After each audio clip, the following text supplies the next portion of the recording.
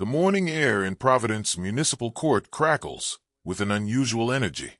Something is about to happen, something that will be replayed millions of times across every social media platform imaginable. His name is Tyler Morrison, 19 years old, son of luxury car dealership mogul Victor Morrison, whose chain of high-end automotive showrooms across New England generates over $200 million annually. Tyler strides through the courthouse doors like he's walking a red carpet, not entering a hall of justice. He's wearing a vintage Supreme hoodie that's sold for $1,800 on resale markets, distressed designer jeans with strategic rips that cost more than most people's monthly car payments, and limited edition sneakers worth $3,500. A rose gold Audemars Piguet watch, valued at $95,000, gleams on his wrist as he raises his phone to record a selfie video. "Yo, what's up everyone?" he says to his phone, his voice dripping with cocky amusement. "I'm literally at court right now for some BS speeding ticket. This is gonna be hilarious. Watch me get out of this in like 5 minutes. My dad knows everyone here." He posts it to his Instagram story, where his 180,000 followers immediately start reacting. Little does he know, this video will later be used as evidence of his attitude, and will become Exhibit A in one of the most watched courtroom moments of the year. What Tyler Morrison doesn't know, what he can't possibly comprehend, is that Judge Frank Caprio has already seen a preliminary report on his case, and what's written in those pages has already set in motion a reckoning that will change Tyler's life forever. The arrogance, the bragging, the complete disregard for public safety, the pattern of behavior that shows a young man who believes speed limits are suggestions for regular people. What happens next will become one of the most talked about moments in courtroom history. The courtroom is fuller than usual for a Thursday morning. Word is spread through the courthouse grapevine, often more efficient than any official communication system, that today's docket includes something interesting. Court officers, clerks taking their break, even a few lawyers with time between hearings have found reasons to be present. The atmosphere feels charged, expectant. Fluorescent lights hum overhead, casting their sterile glow across the polished wood benches. The American flag and Rhode Island state flag stand sentinel behind the bench. The seal of Providence Municipal Court, representing justice, equality, and the rule of law, watches over the proceedings. Behind the bench sits Judge Frank Caprio, known for his compassion, 78 years old with kind eyes that have witnessed 4 decades of human nature at its best and worst. His viral videos have made him an international symbol of judicial empathy. The judge who hugged a sobbing veteran, who dismissed tickets for struggling single mothers, who paid fines from his own pocket for people who couldn't afford them. But those who know Judge Caprio well understand something crucial. His compassion is reserved for those who show remorse, who demonstrate they understand the impact of their actions, who treat the court and their fellow citizens with respect. For those who show contempt, that's a different story entirely. Also present in the courtroom, Maria Santos, a 47-year-old school bus driver waiting nervously for her case about an expired inspection sticker. She'd been saving up to fix her brakes first because safety mattered more than bureaucracy. Beside her sits David Kim, a college student facing a parking ticket he received while rushing to donate blood at a plasma center to earn money for textbooks. These are the people who typically fill Judge Caprio's courtroom. People who respect the system even when it feels overwhelming. People who show up on time, speak respectfully, and accept responsibility. And then there's Tyler Morrison. Case number 4172. The clerk announces, her voice professional, but carrying a slight edge that suggests she's already had an encounter with this defendant. The state of Rhode Island versus Tyler James Morrison. Charges: reckless driving, excessive speeding, street racing, and multiple violations of traffic safety laws. Tyler doesn't immediately stand. He's showing his friend something on his phone, laughing loudly enough that several people turn to stare. When the clerk repeats his name, louder this time, with less patience, he finally looks up with exaggerated surprise. "Oh, that's me," he announces, as if he's been called to collect an award. He saunters to the defendant's table, still looking at his phone, thumbs flying across the screen as he types. Judge Caprio's eyes narrow slightly. the first sign of the storm gathering on the horizon. "Mr. Morrison," Judge Caprio begins, his voice calm but carrying unmistakable authority. "Would you please put your phone away and show this court the respect it deserves?" Tyler glances up, seems to consider ignoring the request, then shrugs and slides the phone into his pocket, but not before pressing send on whatever message he was composing. The gesture is deliberately slow, almost mocking in its casual defiance. "Sure thing, Judge," Tyler says, with a tone that makes Judge sound like an insult disguised as respect. "My bad." Judge Caprio opens the file in front of him, and his expression becomes more serious as he reads. "Mr. Morrison, according to this report, on the evening of April 8th, at approximately 11:47 p.m., you were clocked by state police driving 127 miles per hour in a 45-mile-per-hour zone on Route 95. Is that correct?" Tyler grins, actually grins, like this is something to be proud of. "Yeah, but in my defense, I was driving my dad's new Lamborghini Huracan. That car is literally built to go fast. It's got a 5.2-liter V10 engine that does 0 to 60 in like 2.9 seconds. Keeping it under 127 would be, like, disrespecting the engineering." A ripple of shocked whispers runs through the courtroom. Maria Santos grips her purse tighter, thinking about the children she drives to school every morning, about how she never exceeds the speed limit by even 5 miles per hour because those kids are someone's whole world. Judge Caprio sets down the file with deliberate care. "Mr. Morrison, do you understand that speed limits exist for public safety? That driving 82 miles per hour over the speed limit puts lives at risk?" Honestly, Tyler leans back in his chair like he's lounging in a coffee shop. "I'm actually a really good driver. I've taken performance driving courses at exclusive tracks. I know how to handle a car at high speeds. The speed limits are set for, like, average drivers, people who don't know what they're doing." This moment will change everything. Judge Caprio's expression doesn't change, but those who know him recognize the subtle shift in his posture, a slight straightening of the spine, a particular quality to his stillness that suggests a decision being made. "Let me make sure I understand your position, Mr. Morrison. You believe that your driving skills place you above the traffic laws that govern everyone else?" "I mean, not above them exactly," Tyler says, making air quotes with his fingers. "More like, the rules are different for different people, right? Someone driving a Honda Civic probably should go 45. But in a car like my dad's Lambo, that's just inefficient." The prosecutor, Assistant District Attorney James Chun, closes his eyes briefly. He's prosecuted hundreds of traffic cases, but this level of casual arrogance is stunning even to his seasoned perspective. Judge Caprio turns a page in the file. "I see this isn't your first offense, Mr. Morrison. You have 3 previous speeding tickets in the past 18 months. 2 for going more than 40 miles per hour over the limit, 1 for going 93 in a 55 zone." Tyler shrugs. "Yeah, I paid those. Well, my dad paid those. He just handles it. It's not really a big deal." "Not a big deal," Judge Caprio repeats slowly, his voice quiet but somehow filling the entire courtroom. "Tell me, Mr. Morrison, do you know what happens when a vehicle traveling at 127 miles per hour hits another car? Or a pedestrian? Or loses control?" "That's super hypothetical, though. I didn't hit anyone. I had everything totally under control."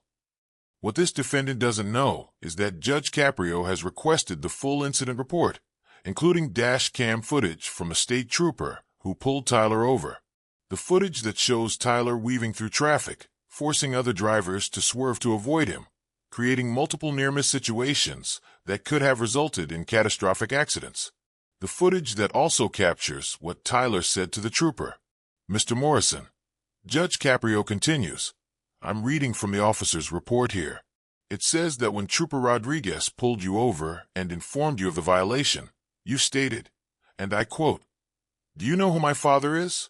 He sells more cars in a month than you make in a year. Just write your little ticket, so I can get out of here.' Is that accurate?" Tyler has the decency to look slightly uncomfortable. "I mean, I was frustrated. I'd been at a party, I was trying to get home, and then I got pulled over for literally just driving. It was annoying. You were also. Judge Caprio reads further, allegedly racing another vehicle. A BMW M5, driven by one of your friends. Is that correct? Racing is kind of a strong word. We were just seeing whose car was faster. It's not like it was a formal race or anything. A man in the gallery, Officer Samuel Torres, off duty but present because he'd heard about this case from Trooper Rodriguez, shakes his head in disbelief. He's worked accident scenes. He's pulled bodies from cars wrapped around telephone poles.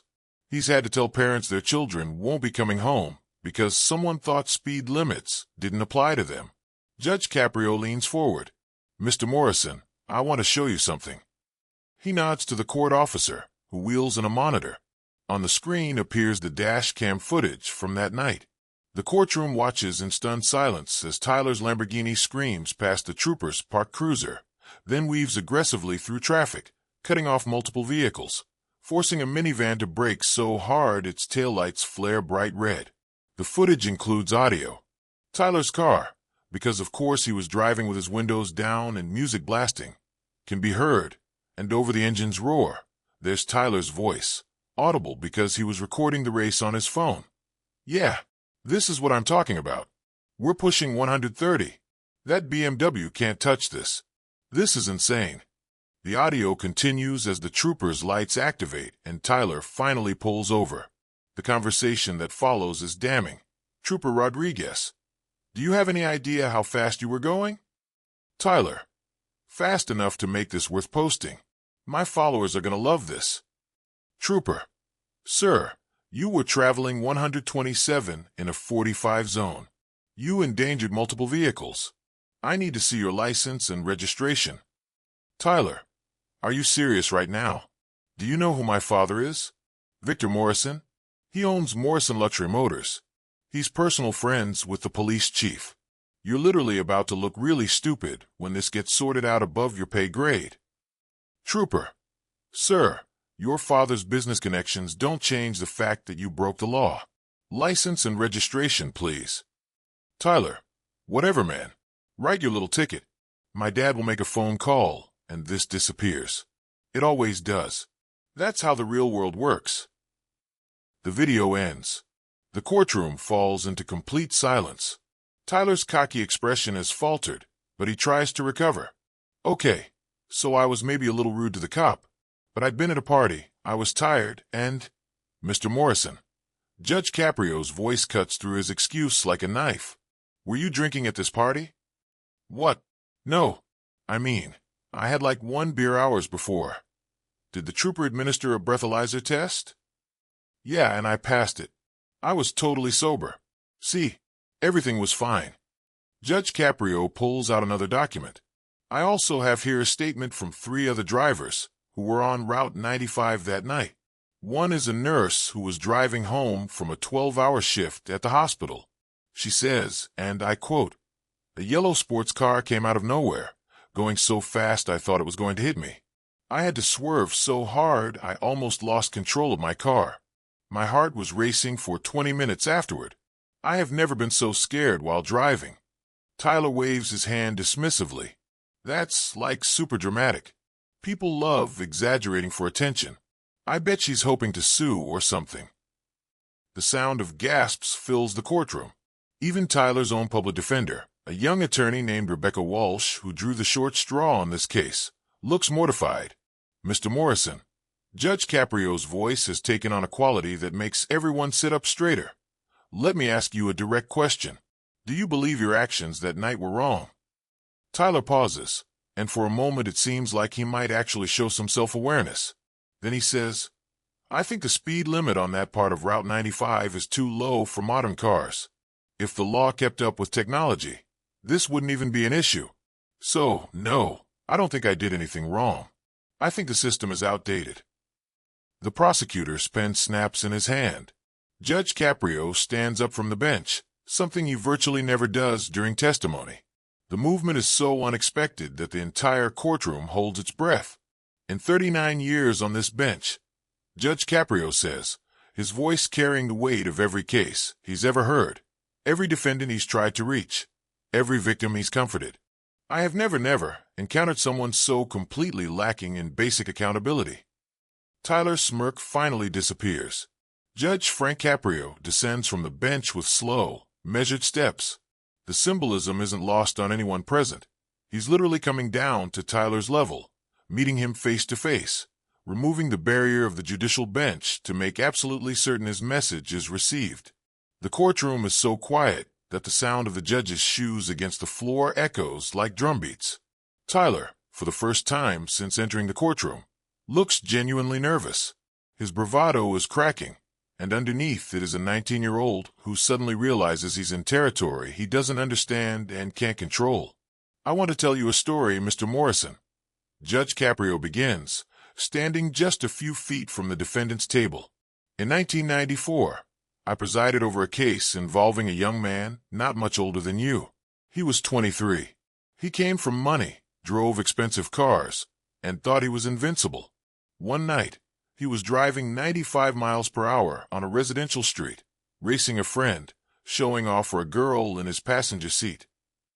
The judge's voice remains calm, but there's emotion beneath the surface, carefully controlled, but present.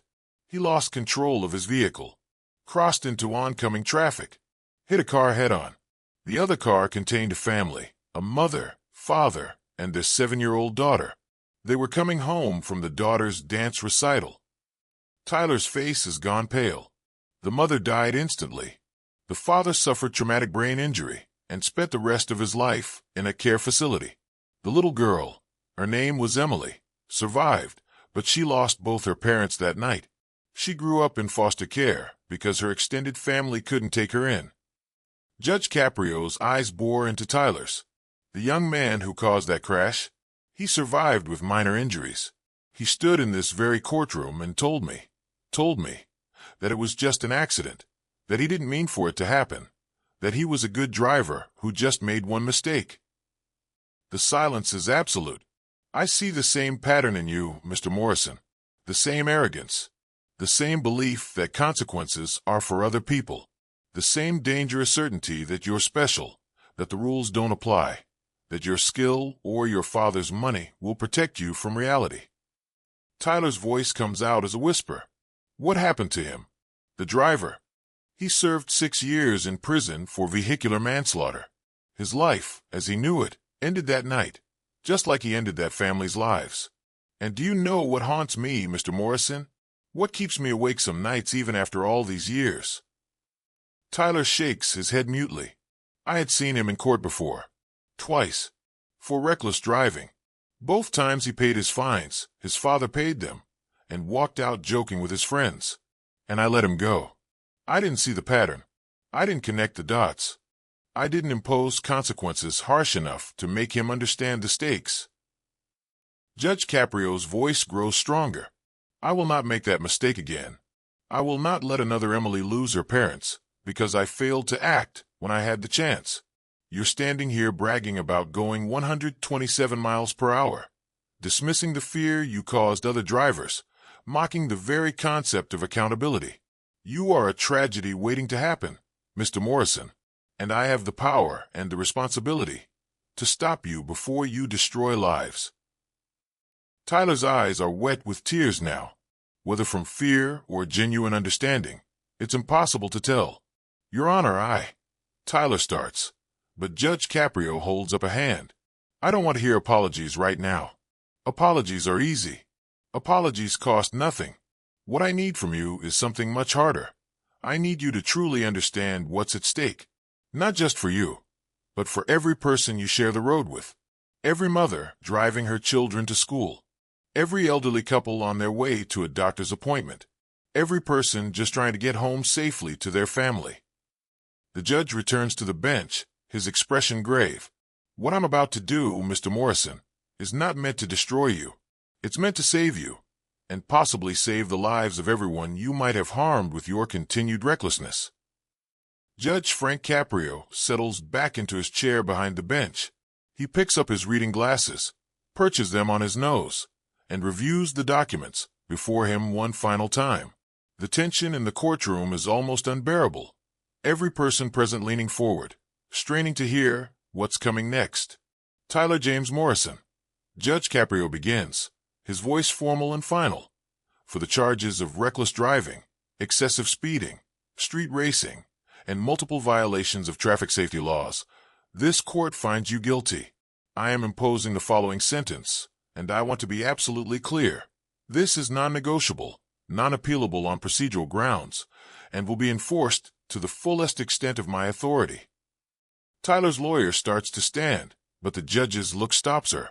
First, the financial penalties. Reckless driving, $5,000.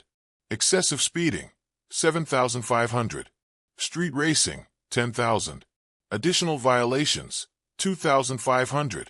Total fines, $25,000. These are not your father's fines to pay, Mr. Morrison. These are your fines. You will pay them through wage garnishment if necessary, but your father's money will not make this disappear. Tyler's mouth opens in protest, but Judge Caprio continues without pause. Second, your driver's license is hereby suspended for a period of 2 years. Not revoked, suspended. The difference is crucial. At the end of 2 years, you will have the opportunity to earn it back. But that opportunity is conditional on everything I'm about to outline. The courtroom is hanging on every word. Third, you are sentenced to 800 hours of community service, to be completed over the next 18 months. But this won't be ordinary community service, picking up trash on the highway, Mr. Morrison. You're going to learn exactly what your behavior endangers. Judge Caprio consults his notes. You will complete 300 hours working with the Rhode Island Trauma Center, specifically in the unit that handles motor vehicle accident victims. You'll see firsthand what happens when speed meets physics. You'll help transport patients. You'll sit with families waiting to hear if their loved ones survive.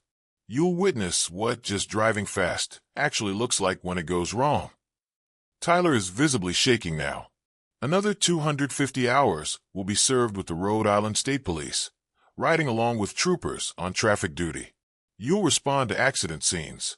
You'll help with accident reports.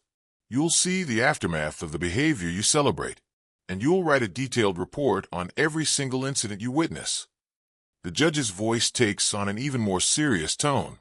The remaining 250 hours will be completed at the Children's Rehabilitation Center in Warwick. There are children there who will never walk again because of reckless drivers. Children who will never play sports, never dance, never run, because someone like you thought speed limits were suggestions. Tyler breaks, completely breaks. Tears stream down his face as he realizes the full scope of what's being imposed. But we're not finished, Judge Caprio says, and somehow his voice carries both steel and compassion. You mentioned you took performance driving courses at exclusive tracks. That training is now evidence of your understanding that high speeds require controlled environments.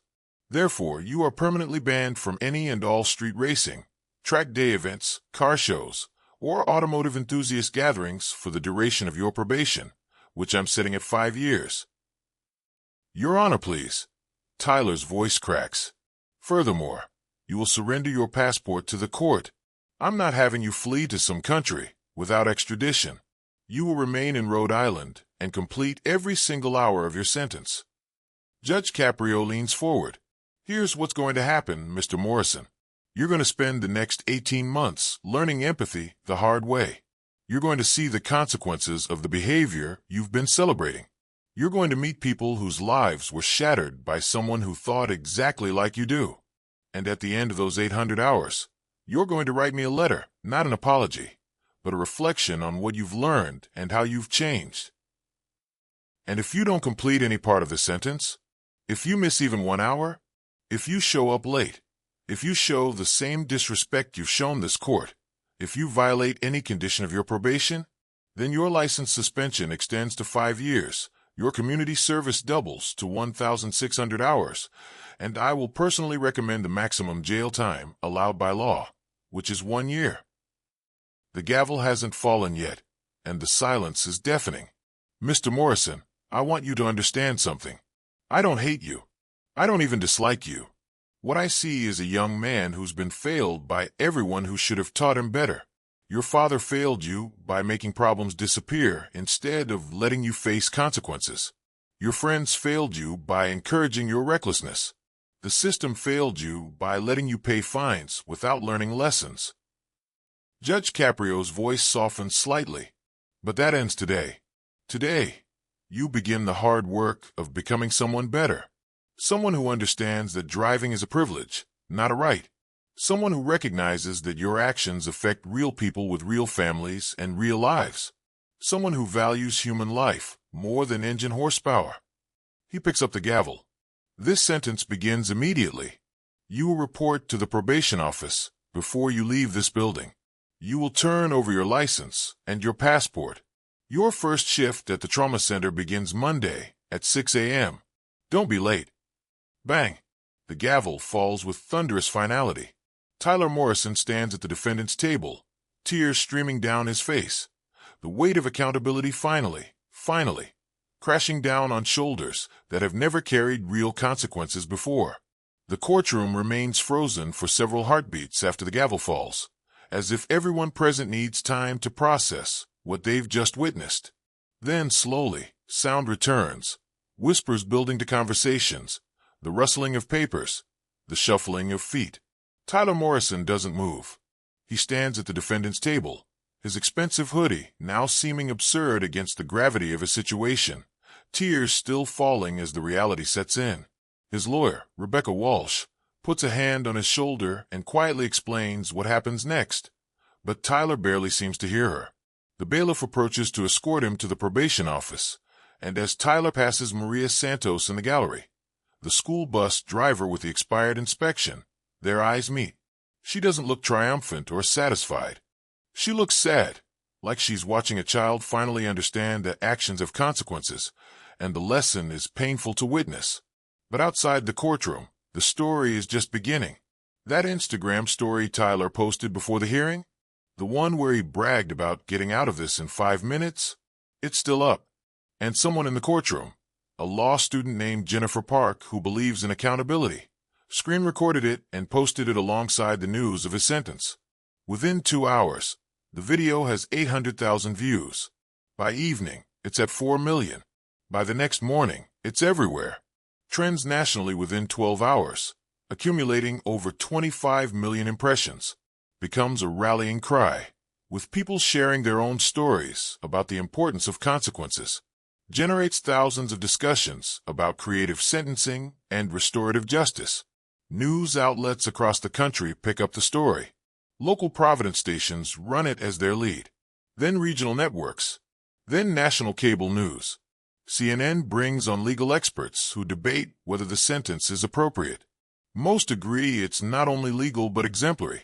Creative sentencing that addresses the specific behavior while offering a path to rehabilitation. Fox News runs a segment where former NASCAR driver and safety advocate discuss the dangers of street racing. They applaud Judge Caprio's approach. MSNBC interviews Trooper Rodriguez, who says simply, Judge Caprio may have saved lives with that sentence. Not just future victims of Tyler Morrison's driving, but Tyler's own life. That young man was heading for a tragedy. The viral video reaches 38 million views in 1 week. But the immediate aftermath for Tyler and his family is brutal. Victor Morrison, Tyler's father, releases a statement through his corporate PR team. We respect Judge Caprio's decision and expect Tyler to fulfill every requirement of his sentence. The Morrison family does not condone reckless driving or any behavior that endangers public safety. Tyler will face these consequences without our interference, as is appropriate. The statement is professional, measured, and conspicuously absent of any defense of his son's behavior. In wealthy circles, this is the equivalent of being disowned. But the public isn't satisfied with corporate PR speak. Investigative journalists start digging into Victor Morrison's history of making problems disappear for his son. They discover records of at least 7 previous incidents where Tyler's violations were mysteriously reduced or dismissed, always after phone calls from expensive lawyers, always with hefty donations to law enforcement charities appearing shortly thereafter. A Providence Journal expose titled The Price of Privilege How one father's money enabled his son's recklessness goes viral itself, adding another 10 million impressions to the conversation. Morrison Luxury Motors faces boycotts. Their social media is flooded with comments from people saying they'll never buy from a company that enables dangerous driving. 3 major car manufacturers quietly inform Victor that they're reviewing their dealership relationships. Tyler's social media becomes a cautionary tale. His Instagram, once filled with glamorous shots of luxury cars and exclusive parties, is now flooded with comments. Hope those 800 hours teach you what your father never did. Judge Caprio is a hero. You're just a spoiled brat who finally got checked. Those hospital shifts are going to change your life. Pay attention. This is what accountability looks like when money can't buy you out. His follower count drops from 180,000 to 97,000 in 3 days. The followers who remain are mostly there to watch his downfall. Several of his friends, the ones who were with him that night, who encouraged the racing, who posted their own videos celebrating dangerous driving, scrubbed their social media accounts clean of any incriminating content. One of them, Brandon Chun, son of a tech executive, deletes his Instagram entirely after people identify him as the driver of the BMW M5 that night. Tyler's girlfriend, an influencer named Sienna Rodriguez, with 450,000 followers, posts a breakup announcement. Sometimes we have to walk away from people whose values don't align with our own. I believe in accountability, growth, and using privilege responsibly. I wish Tyler the best on his journey of learning those lessons. The post gets 890,000 likes and is widely praised as mature and necessary. But perhaps the most significant consequence comes from an unexpected source. Emily Sanderson, now 36 years old, a social worker in Boston, sees the news coverage. She's the little girl from Judge Caprio's story, the one who lost both parents to a reckless driver in 1994. She writes an open letter that gets published in The Atlantic. I've lived for 29 years with the consequences of someone else's choice to drive recklessly. I never got to see my mother again after my 7th birthday. My father lived for 12 more years, but he never knew who I was. The brain injury erased me from his memory. I aged out of foster care at 18 with no family, no support system, no safety net. When I saw Judge Caprio's sentence for Tyler Morrison, I cried. Not from anger or revenge, but from hope. Hope that this young man will learn what the driver who hit my family never learned. That our choices ripple outward. That speed kills. That no thrill is worth a human life. Judge Caprio carries the weight of my family story. He's dedicated his career to making sure it doesn't happen again. I wish more judges had his wisdom, his courage, and his compassion. Tyler Morrison, if you're reading this, use these 800 hours. Let them change you. Let them save you from becoming the person who destroyed my childhood. You have a chance, a gift really, that the man who killed my parents never received. The chance to learn before it's too late. The letter goes viral, adding another 15 million views to the conversation. It's shared by Mothers Against Drunk Driving, by the National Highway Traffic Safety Administration, by countless advocates for road safety. And somewhere in Rhode Island, in a probation office, Tyler Morrison reads it on a computer and breaks down sobbing. 18 months later, it's 5:47 a.m. on a cold January morning at Rhode Island Hospital. The trauma center is quiet, the calm before the inevitable storm of accidents, emergencies, and crises that define emergency medicine. Tyler Morrison walks through the automatic doors, wearing scrubs instead of designer clothes, carrying a backpack instead of showing off his watch, which he sold months ago to help pay his fines. His hair is simple, unstyled. His face is clean-shaven and marked with exhaustion, but also something else. Purpose. He signs in at the nurse's station, where Nurse Patricia Williams, who's been supervising his service hours, greets him with a nod. Morning, Tyler. We've got a busy day ahead. Multi-vehicle accident coming in around 6:30. I'll be ready. Tyler responds quietly. This is hour 797 of 800. 3 hours left on his sentence. But Tyler has already told Patricia he wants to continue volunteering even after his hours are complete. Over these 18 months, Tyler has changed in ways that can't be measured by hours alone. He's held the hand of a 16-year-old girl who lost both legs when a drunk driver crossed into her lane. He's comforted parents who buried their son because someone ran a red light going 80 miles per hour. He's helped transport a college student, paralyzed from the chest down, who was hit by a street racer and will never walk again. He's ridden with state troopers to accident scenes where cars were unrecognizable as cars, where the smell of burning rubber and gasoline mixed with blood, where the silence of death hung heavy in flashing blue and red lights. He sat with children at the rehabilitation center, children learning to use wheelchairs, children relearning how to speak after traumatic brain injuries, children whose lives were irrevocably altered by someone else's need for speed. And each of those 797 hours has chipped away at the arrogance, the entitlement, the fundamental belief that he was special and the rules didn't apply. On his lunch break that morning, Tyler sits in the hospital cafeteria with his laptop, writing the letter Judge Caprio required, the reflection on what he's learned. Dear Judge Caprio, 18 months ago, I stood in your courtroom, and you told me I was a tragedy waiting to happen.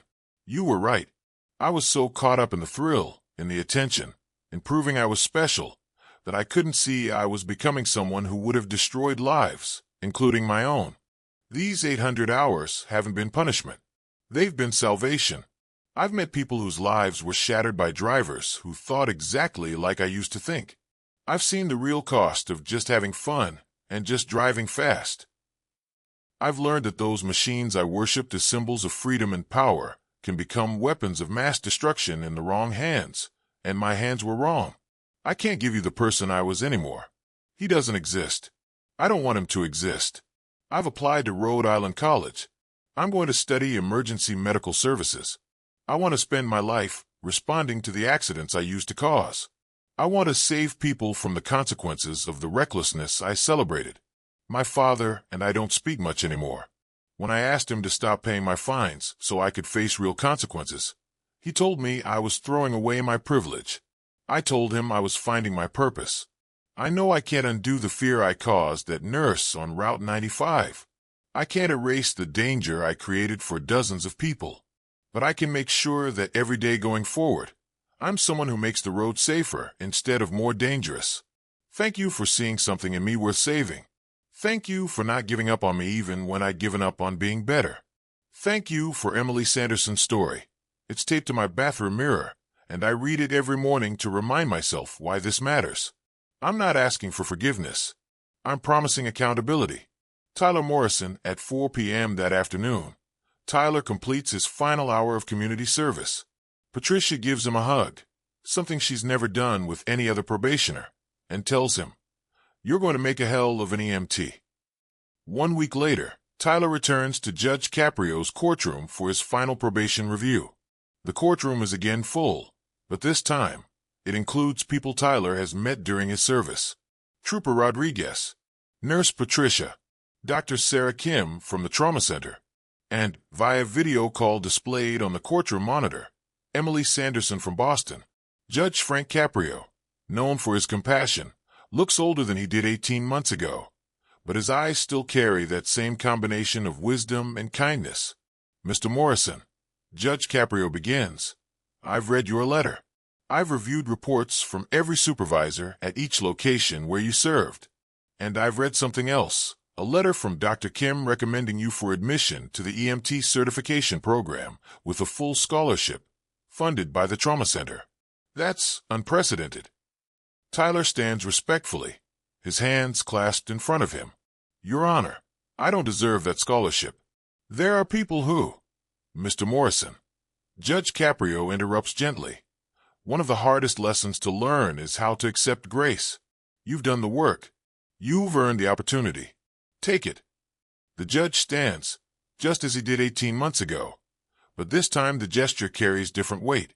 "When you walked into my courtroom, you were a young man who valued machines more than people, speed more than safety, privilege more than responsibility. The person standing before me now is someone I trust with my own family's lives in an emergency. That transformation, that's what justice is supposed to look like." Judge Caprio's voice grows stronger, addressing not just Tyler, but everyone present and everyone who will watch this moment online. Justice isn't just about punishment. It's about transformation. It's about taking someone who's on a destructive path and giving them the tools, the experiences, and the accountability they need to change direction. Tyler Morrison could have killed someone, could have destroyed families, could have become another tragedy I'd carry for the rest of my career. He looks directly at Tyler. Instead, he's going to save lives. He's going to be the person who responds when someone else makes the mistakes he used to make. That's not just justice, that's redemption. And redemption is always worth fighting for. The judge picks up his gavel. Tyler James Morrison, you have successfully completed all terms of your sentence. Your probation is hereby concluded. Your license suspension will be lifted in 6 months, and I expect that when you get behind the wheel again, you'll drive like someone who knows what's at stake. Bang! But this time, the sound is followed by applause. The courtroom erupts in recognition of a young man who did the hard work of change. Emily Sanderson, on the video screen, is crying, but smiling. "Thank you, Judge Caprio," she says. "Thank you for making sure my family story led to transformation instead of another tragedy." This story isn't just about one reckless driver learning humility. It's about all of us examining how we use power, whether that power comes from money, from machines, from privilege, or from position. It's about recognizing that the rules we find inconvenient exist to protect people's lives, not to limit our freedom. It's about judges like Frank Caprio, who understand that the goal isn't to destroy people but to redirect them, to take someone heading toward catastrophe and give them a chance to become someone who prevents catastrophe. It's about the fundamental truth that transformation is possible, but only when we're willing to face consequences, do the hard work, and let our assumptions about ourselves be challenged and changed. Tyler Morrison bragged about speeding. He got the perfect punishment, not because it was harsh, but because it was precisely calibrated to address his specific deficiency: lack of empathy. 800 hours of witnessing the consequences of his behavior didn't just change his actions. It changed his heart. And that's what true justice looks like. If this story moved you, share it with someone who needs to hear this message. Share it with a young person who thinks they're invincible. Share it with someone who has privilege and doesn't understand the responsibility that comes with it. Share it with anyone who needs to remember that change is always possible, but only when we face consequences and do the work. What would you have done if you were Judge Caprio? Was 800 hours too much? Not enough. Would you have imposed jail time or focused on rehabilitation? Do you believe people like Tyler can truly change? Or was this just an exception? Comment below and let's have a real conversation about justice, privilege, and the power of transformation. If you believe in the kind of justice Judge Caprio represents, justice that's firm but redemptive, accountability paired with opportunity, then hit that subscribe button. These stories matter. These conversations matter. We need more judges willing to look beyond the surface and see potential for transformation. We need more people willing to do the hard work of change when they're held accountable. And we need more communities willing to support redemption instead of just demanding punishment. Justice isn't about revenge. It's about restoration. This is what true justice looks like.